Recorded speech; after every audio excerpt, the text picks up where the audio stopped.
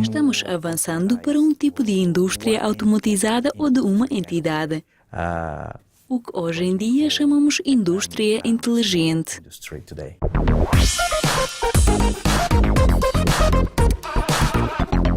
Bem-vindo, Hansel. Hoje falaremos sobre a quarta revolução industrial. Antes de tudo, o que é uma quarta revolução industrial? Antes de discutir sobre a quarta, primeiramente temos que entender o que é a terceira revolução industrial. Então, a terceira revolução industrial aconteceu na década de 1970, quando para a indústria foi introduzida a eletrônica para um gerenciamento das máquinas. Alguns anos mais tarde, nós entendemos que isso não é suficiente e que precisamos mais. Em seguida, entraram no mercado sistemas físicos civis. Os sistemas físicos civis, de alguma forma, é robótica, mas também é uma capacidade de conectar as máquinas juntas para ter uma única entidade. Dessa maneira, somos capazes de monitorar e adaptar as diferentes coisas que podem acontecer no mercado. Estamos avançando para um tipo de indústria automatizada ou de uma entidade, o que hoje em dia chamamos indústria inteligente. Você certamente tem razão, nos últimos anos a tecnologia avançou extremamente.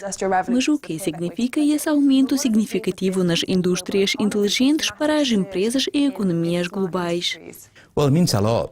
Bem, isso tem grande significado. Em primeiro lugar, em termos de processo. Hoje em dia, você poderá permitir a rastreabilidade desde o início até o fim. De modo que é possível estabelecer as coisas como níquel em certo lugar. O outro fator é definitivamente a capacidade de reduzir os custos devido ao facto de sermos capazes de adaptar a produção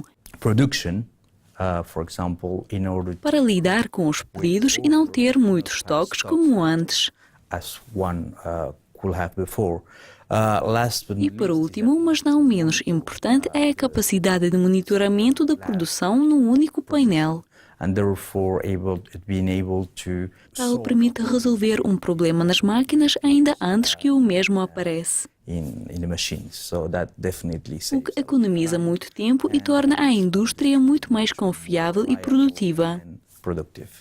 Tendo visto alguns avanços mais recentes, agora o que é preciso para que as empresas e economias globais adoptarem essa revolução inteligente? Ao longo desse processo, definimos 4 etapas.